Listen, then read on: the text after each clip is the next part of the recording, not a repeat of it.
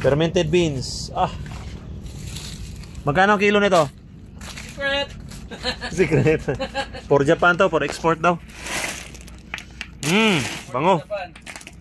Yeah, try tayo ng isa kung maganda ba. Dry o Ay, brown talaga oh. Ikaw na lang. Ba? Dali. Basag. Bangat. Guys, 6 na araw na pag-ferment, 6 days fermentation, drying, hanggang 15 days. Abutin pa ng 15 days kung abutin masama ang panahon. Masama panahon. Ganda no? Yeah? Grabe oh, brown, fissuring, parang mani. Okay ah. Mani.